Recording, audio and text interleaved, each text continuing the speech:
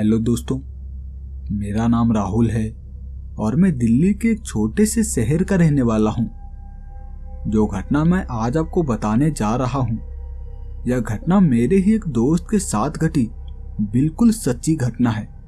और मैं आज भी ऊपर वाले से यही प्रार्थना करता हूँ कि जो मेरे दोस्त के साथ हुआ वैसा और किसी के साथ ना हो।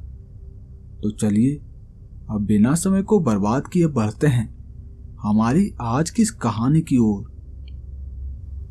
ये बात लगभग आज से 5 साल पहले की है, जब मेरा दोस्त आर्यन अपने शादी का पहला सालगिरह मना रहा था। आर्यन काफी ज्यादा खुश था और मैं भी उसके ही घर में उसके कुछ कामों में हाथ बटा रहा था। दरअसल मेरा और आर्यन का घर पास ही में है, इसलिए हम दोनों का एक दूसरे के घर आना जाना लगा ही रहता है। हम हर सुख दुख में एक दूसरे का साथ देते हैं। इसी तरह अगले दिन आर्यन के शादी का सालगिरह था और हमने आज दिन के वक्त ही सारी जरूरत के सामानों की खरीदारियां कर ली थी। और शाम के वक्त हम घर के छत पर बैठकर आपस में बातें कर रहे थे। आर्यन मुझसे कहने लगा, यार हमने सारी तैयारियां तो कर ली है, पर मुझे ये समझ में नहीं आ रहा कि मैं अपना सालगिरह आखिर मनाऊं कहाँ। तो मैं भी उसे कहने लगा, घर में मनाएगा और कहाँ मनाएगा, इतना बड़ा तो घर है तुम्हारा। लेकिन आर्यन कहने लगा, नहीं यार, यहाँ घर में इतना मजा नहीं आएगा। क्यों ना सालगिरह की इस पार्टी को फार्म हाउस पर रखा जाए। शहरों से दूर पहाड़ी के किनारे बसा हमारा वो प्यारा सा फार्म हाउस। वहां शहरों का शोर शराबा नहीं होने के कारण बहुत ही मजा आएगा। मैं भी उससे कहने लगा, वो तो ठीक है, लेकिन तुम्हारे बाकी पहचान वाले वहां पर आएंगे क्या? तो आर्यन का कहना था, हाँ क्यों नहीं आएंगे, सभी लोग आएंगे और उन्हें भी काफी ज्यादा खुशी मिलेगी जब हम ऐसे सुनसान वाले लोकेशन पर अपना पार्टी मनाएंगे। तो मैं भी कहने लगा, ठीक है फिर चलो चलते हैं।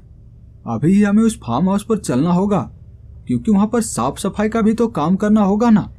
कल दिन भर तो उस फार्म हाउस के डेकोरेशन में ही लग जाएगा और शाम को तो पार्टी है।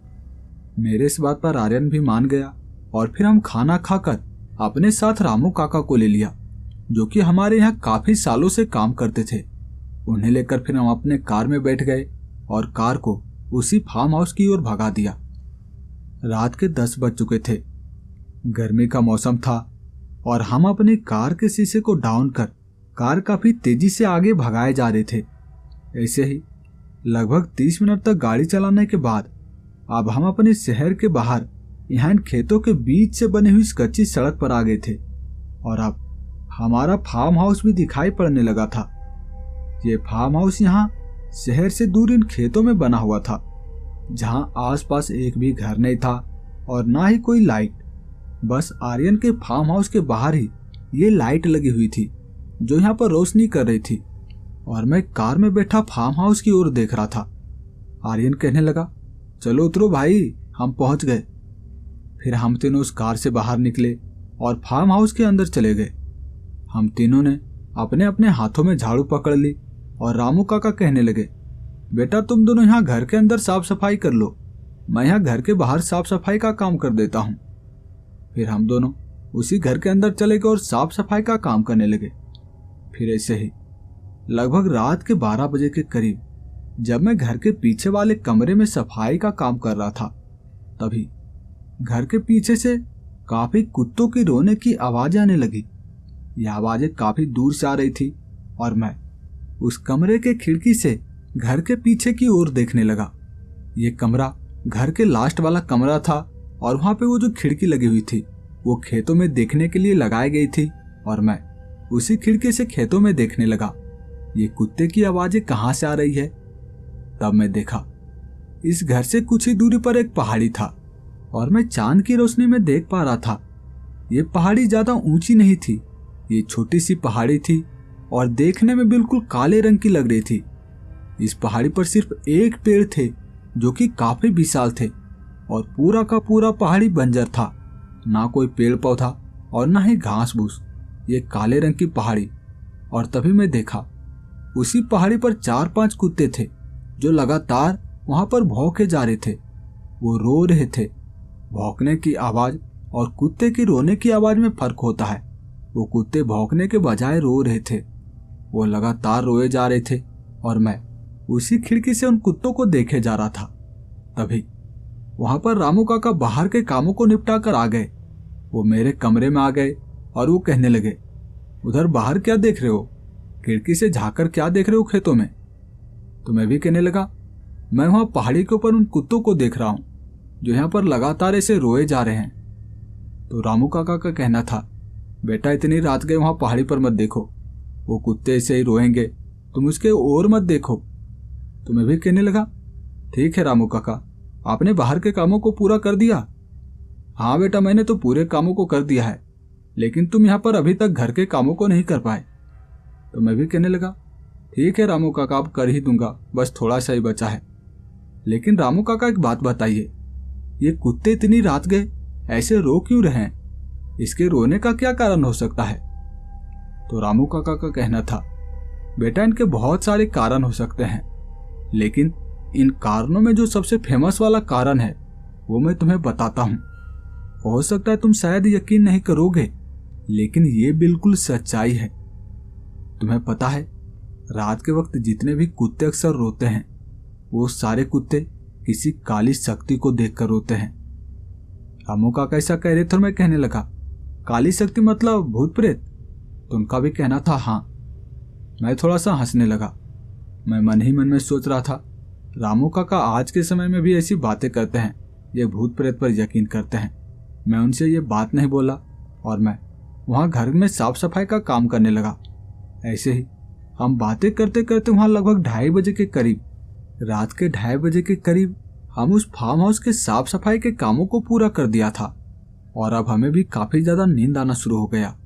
हम वहीं उसी फार्म हाउस के कमरे में जाकर सो गए और फिर सुबह हुई। सुबह के वक्त हमें तैयारियां करनी थी, इस फार्म हाउस को सजाना था फूलों से और शाम के वक्त आर्यन की सालगिरह मनाई जाती। इसी तरह हम पूरे दिन उस घर की डेकोरेशन करने में लगे रहे। शाम के वक्त हमने सारी तैयारियां कर दी थी, पार्टी की सारी तैयारियां कर दी थी और शाम के लगभग 7 बजे कई सारे आर्यन के रिश्तेदार पहचान वाले उस फार्म हाउस पर आना शुरू हो गए थे। फिर कुछ ही देर बाद वो समय भी आया जब आर्यन के शादी का सालगिरह मनाया जा रहा था। आर्यन अपनी केक को काटा, वहां पर कई लोग आर्यन को बधाई दे रहे थे, उसे सालगिरह की बधाई दे रहे थे और सभी लोग खुश थे। फिर ऐसे सभी लोग पार्टी मनाया और लगभग रात के 12 बजे के करीब वो पार्टी खत्म हो चुकी थी। वहां पर सभी लोग अपने अपने घर चले गए थे। बस उस फार्म हाउस पर कुछ ही लोग बचे थे। आर्यन के रिश्तेदार थे और एक मैं था। उसकी वाइफ वहां फार्म हाउस में बैठी हुई थी और मैं आर्यन को लेकर उस फार्म हाउस के बाहर आ गया क्योंकि गर्मी काफी ज्यादा लग रही थी। आर्यन भी कह रहा था, चल यार उस पहाड़ी पर से थोड़ा बैठ कर आता हूँ, वहां पर ठंडी ठंडी हवाएं आएगी और थोड़ा हमें अच्छा महसूस होगा। वहां कितनी ज्यादा गर्मी लग रही थी उस फार्म हाउस के अंदर, चल थोड़ा पहाड़ी पर चलते हैं। आर्यन मुझसे ऐसा कह रहा था और फिर हम दोनों चलते हुए उसी पहाड़ी की ओर जाने लगे। आसमान में चांद की रोशनी जो यहाँ पर धरती पर पड़े जा रही थी, बस एक ही मात्र वो रोशनी था, चांद की रोशनी जो धरती पर पड़ रही थी। यहाँ आसपास कोई लाइट नहीं था और ना ही हमारे पास मोबाइल फोन थे। हम अपने मोबाइल फोन वहीं फार्म हाउस के अंदर ही छोड़ कर आए थे। फिर इसी तरह हम दोनों चलते हुए उस पहाड़ी के ऊपर गए। वो काली सी पहाड़ी थी और उसके चोटी पर जाकर हम दोनों बैठ गए। वहां एक बड़े से पत्थर के ऊपर हम दोनों अपनी टांगों को लटका कर बैठे हुए थे और आपस में बातें करने लगे।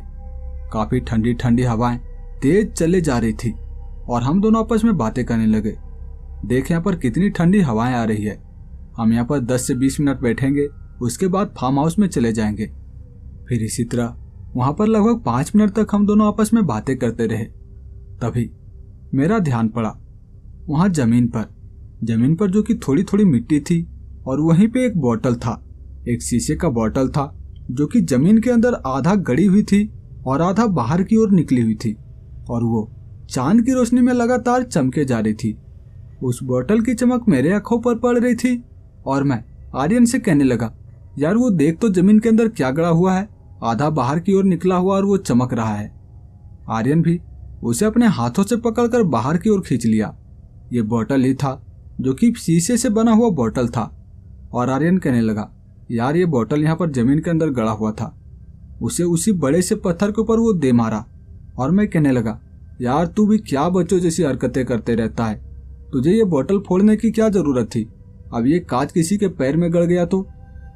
वहां पर आर्यन भी कहने लगा, तो क्या करता यार, इसे खींचकर मैं जमीन के अंदर से निकाला और ये मेरे हाथ में था, मैं बस थोड़ा सा इस पत्थर पर ठोका ही था कि ये टूट गया, मैंने इसे जानबूझकर थोड़ी ना तोड़ा है।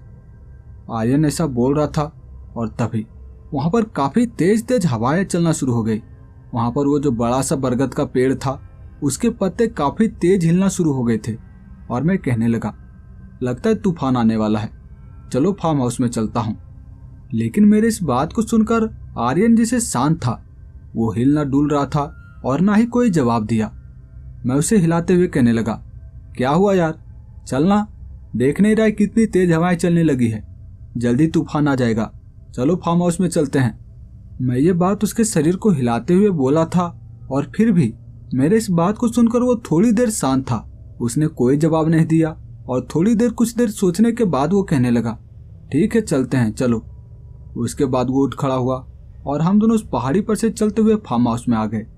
फिर मैं अपने कमरे में जाकर सो गया और आर्यन भी अपने कमरे में जाकर सो गया। सुबह मेरी नींद खुली थी लगभग 9 बजे के करीब। मैं उस फार्म हाउस से बाहर निकला और बाहर टहलने लगा। मैं थोड़ी देर टहलना चाहता था, उसके बाद ही बरस कर खाना खाना चाहता था। लेकिन तभी मैंने देखा आर्यन वहां अजीब सी हरकतें कर रहा था। वो अपनी सर को बार बार अपने हाथों से नोच रहा था। वो अकेला उसी फार्म हाउस के एक साइड में खड़ा होकर वो अपनी सर को बार बार नोचे जा रहा था। मैं उसे देखकर हैरान था, ये ऐसी हरकतें क्यों कर रहा है, रात में इसे अच्छी तरह से नींद नहीं आई क्या। मैं यही सोचकर उसके पास चला गया और उससे कहने लगा, यार तू इसी पागलों जैसी हरकतें क्यों कर रहा है, तू अपनी बार बार सर को क्यों नोच रहा है। मैं उससे ये बात बोला था लेकिन मेरी बात का उसने कोई जवाब नहीं दिया और ना ही उसने मेरी तरफ मुड़कर देखा था। वो अभी भी अपने सर को इसे नोचे जा रहा था और मैं उसके शरीर को हिलाते हुए कहने लगा, ए क्या हुआ है तुझे, तू मेरी बातों का जवाब क्यों नहीं दे रहा, कोई दिक्कत हुई है, बताओ मुझे, मैंने तुझे कुछ बुरा बोला है। और तब वो मेरी तरफ पलटकर कहने लगा, क्या हुआ, तू मुझे कुछ बोल रहा है क्या, मैं तुम्हें कोई जवाब नहीं दिया हूं। तो मैं भी कहने लगा था, यार तू बहरा हो गया क्या, जब पिछली बार मैं तुम्हें आवाज दिया था, इतनी देर से मैं तुम्हें बोल रहा था, तब तेरा ध्यान कहाँ था। तो आर्यन का कहना था, तुमने तो मुझे कुछ भी नहीं बोला और तुम तो अभी अभी मेरे पास आए हो। आर्यन मुझे ऐसा कह रहा था और मैं समझ नहीं पाया इसे हो क्या गया है। शायद रात के वक्त इसने जो शराब पिया था वो अभी तक उतरा नहीं है। मैं उससे कहने लगा, चलो कोई बात नहीं, अब घर भी चलना है या फिर यहीं इसी फार्म हाउस में रहना है, हमें जॉब पर भी तो जाना है ना। तब आर्यन भी कहने लगा, ठीक है चलते हैं। फिर हम तीनों, मैं, आर्यन और उसकी वाइफ, कार से हम अपने घर आ गए। मैं भी अपने घर चला गया और आर्यन भी अपने घर चला गया। उसके बाद मैं भी खाना वाना खाकर ऑफिस चला गया क्योंकि मैं पिछले 3 दिनों से ऑफिस नहीं आया था। ऐसे ही मैं 10 दिनों तक अपने काम में व्यस्त रहा और 10 दिन के बाद जब मैं शाम के वक्त अपने घर में बैठा टीवी देख रहा था तभी मुझे ध्यान आया, मैं 10 दिनों से आर्यन से नहीं मिला हूँ, चलता हूँ आर्यन से मिलकर आता हूँ, उसे थोड़ी बातें करूँगा, अच्छा लगेगा। मैं यही सोचकर आर्यन के घर चला गया। लेकिन जब मैं आर्यन के घर पहुंचा तो आर्यन के कमरे से किसी औरत की रोने की आवाज आ रही थी। ऐसा लग रहा था कि वो औरत बार बार चिल्लाए जा रही है, वो किस पर चिल्ला रही है और वो थोड़ा थोड़ा रो भी रही थी। मैं चलता हुआ आर्यन का आवाज लगाता हुआ उसके घर के अंदर चलता गया और तभी आर्यन की बीवी बाहर आई।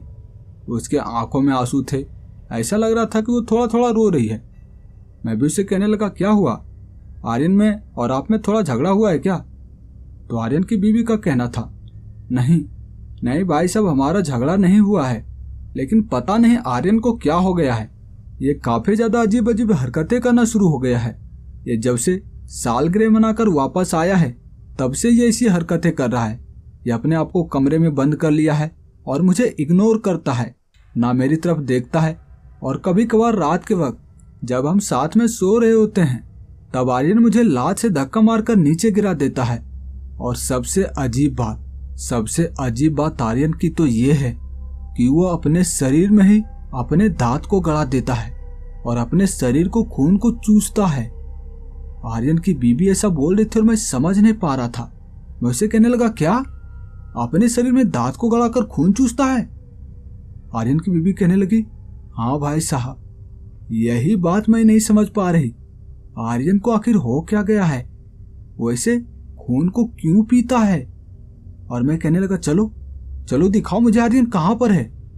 तब वो मुझे अपने कमरे के अंदर ले गई और मैं देखा आर्यन अपने बेड पर बैठा हुआ था, लेकिन वो काफी अजीब सी हरकतें कर रहा था।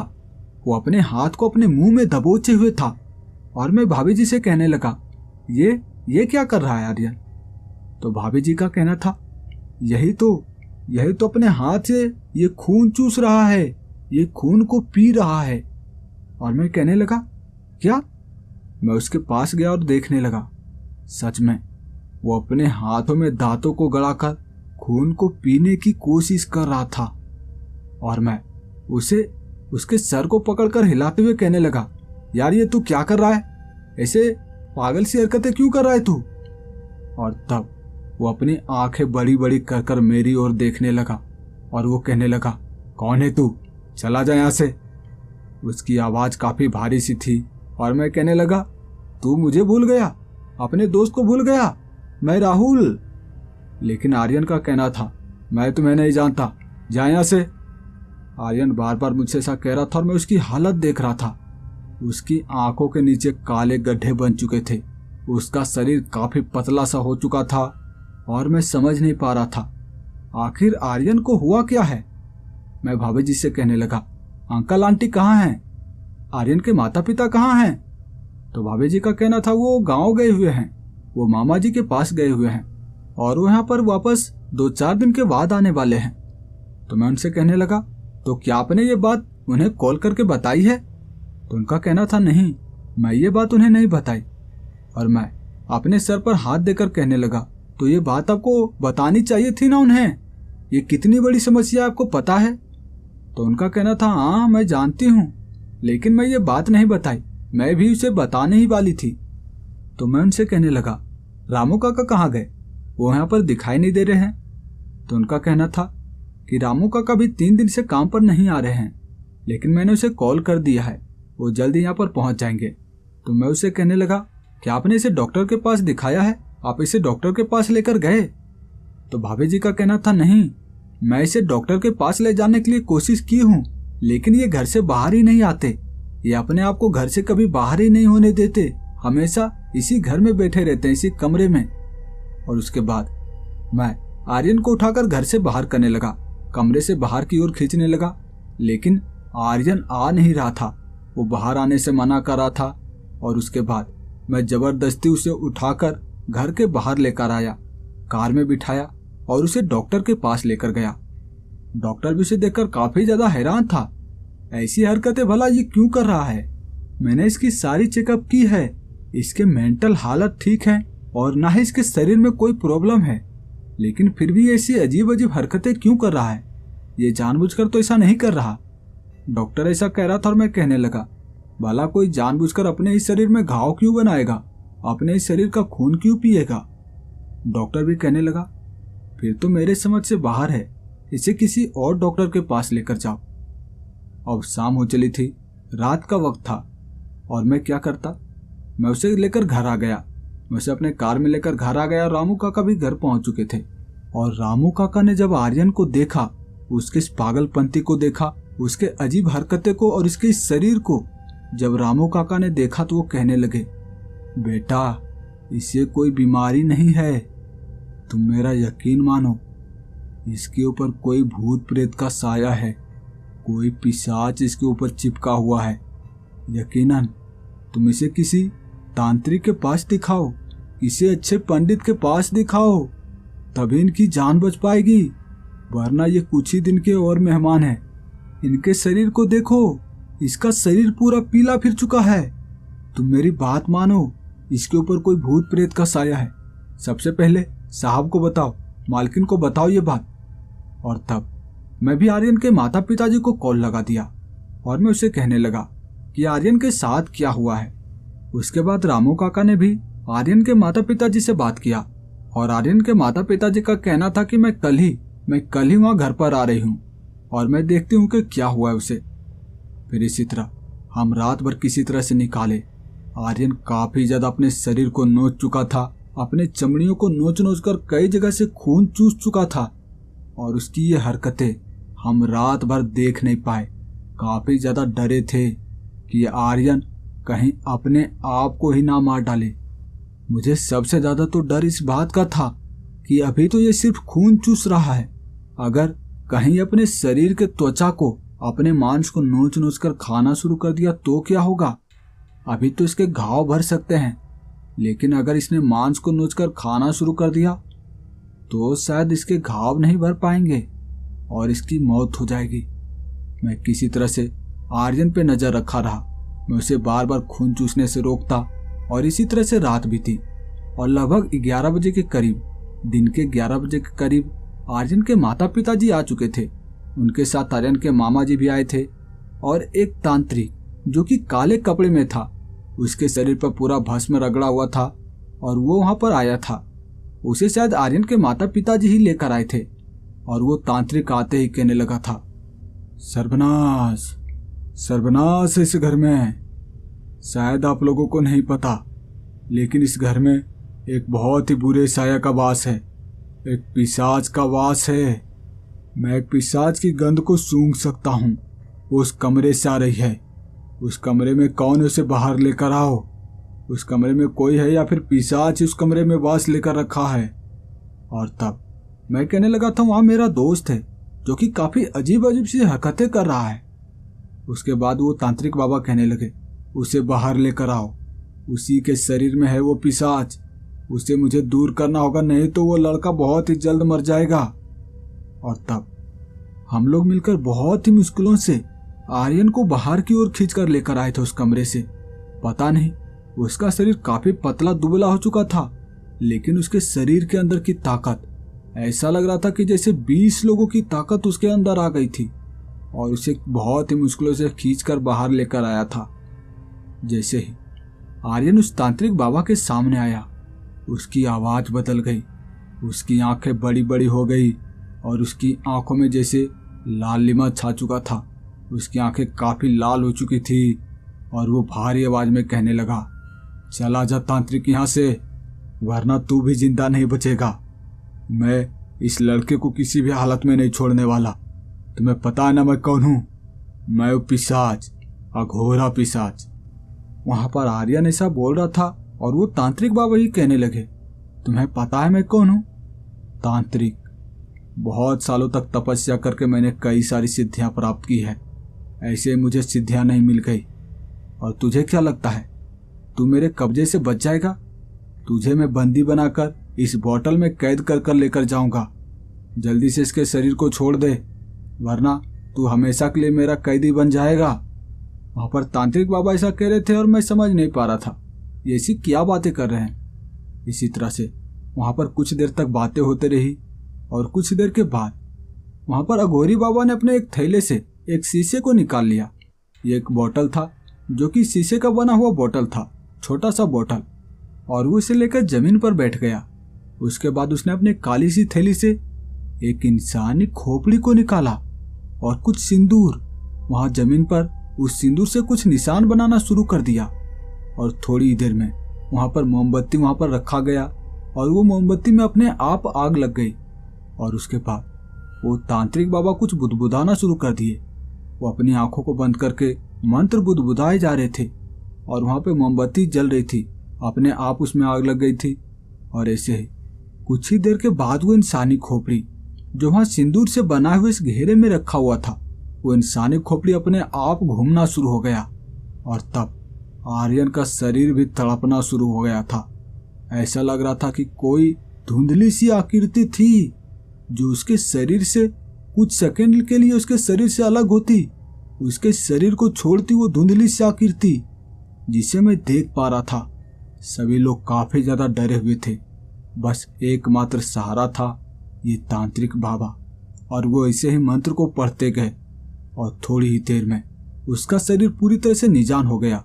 आर्यन का शरीर पूरी तरह से निजान हो गया और वो जमीन पर गिर पड़ा। और तभी वहां पर मैंने देखा एक धुंधली सी आकृति, धुआं सा कुछ उस शीशे में आकर घुसा था। वो शीशे में जो कि छोटा सा बोतल था, शीशे का बना हुआ बोतल, उसमें वो धुआं आकर घुसा और उसे घुसते ही उस तांत्रिक बाबा ने उसे बंद कर दिया और उसे अपने हाथ में उठाकर कहने लगे, कहा था ना मैंने तुमसे कि तुम इसे छोड़ दो वरना मैं तुम्हें कैदी बना लूंगा। तुम नहीं माने, देखो अब यहाँ तुम इस शीशे में कैद हो। उसके बाद वो तांत्रिक बाबा हमारी ओर देखकर कहने लगे, डरने की जरूरत नहीं है, जो भी बला था वो पिशाच यहाँ पर अब इस बोतल में कैद है। वो लड़का पूरी तरह से ठीक हो चुका है, थोड़ी देर में वो उठ खड़ा होगा।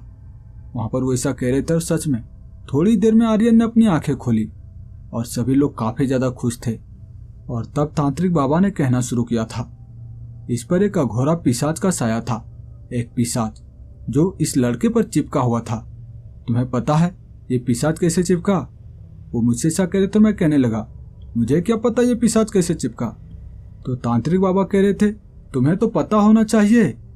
तुम जब उस दिन पहाड़ी पर घूमने गए थे रात के वक्त, तुम दोनों जब पहाड़ी पर बैठने गए थे और तब आर्यन ने एक बोतल को फोड़ा था, जमीन से खींचकर एक बोतल को पत्थर पर फोड़ा था और उसी बोतल में कैद था ये पिशाच। ये आजाद होते ही आर्यन में चिपक गया और तभी से आर्यन को परेशान कर रहा था, इसके खून को चूस रहा था। अगर कुछ दिन और आर्यन का इलाज नहीं होता तो शायद आर्यन जिंदा नहीं बच पाता। वहां पर तांत्रिक बाबा ऐसा कह रहे थे और तब मैं भी समझ गया, हाँ सच में उस रात इसने एक बोतल को तोड़ा था, उस पत्थर में मारकर जमीन से खींचकर उस बोतल को तोड़ा था और तभी से तो ये अजीब अजीब हरकतें करना शुरू हुआ था। मैं भी समझ गया था। और वो तांत्रिक बाबा कहने लगे, उस पिशाच का नाम अघोरा पिशाच था। उसे कघोरी ने उसी बोतल में कैद कर वहां पहाड़ी पर जमीन में गाड़ा था और इसने इसे निकाल कर तोड़ दिया उस बोतल को। और वो पिशाच आजाद हुआ और इसके खून चूसना शुरू कर दिया। पिशाचों को मारा नहीं जा सकता, उसे बस कैदी बनाकर ही रखा जा सकता है। पिशाच का कभी अंत नहीं होता, इसलिए मैंने इसे इस बोतल में कैद किया है और इसे भी अपने साथ लेकर जाऊंगा, इसे हमेशा अपने साथ रखूंगा। वो तांत्रिक बाबा ऐसा कह रहे थे और ऐसे ही 2 दिन बीता। अब इन 2 दिनों में आर्यन भी अब थोड़ा थोड़ा ठीक होना शुरू हो गया था, उसके हालात में सुधार आ रहे थे। और 2 दिन के बाद वो तांत्रिक बाबा भी हमारे यहाँ से चले गए थे, वो उस बोतल को भी लेकर गए थे। और मैं नहीं जानता कि वो उस बोतल के साथ क्या किए होंगे। क्या वो भी किसी पहाड़ में उस बोतल को गाड़े होंगे या फिर वो तांत्रिक बाबा अपने साथ ही उस बोतल को हमेशा हमेशा के लिए रखेंगे।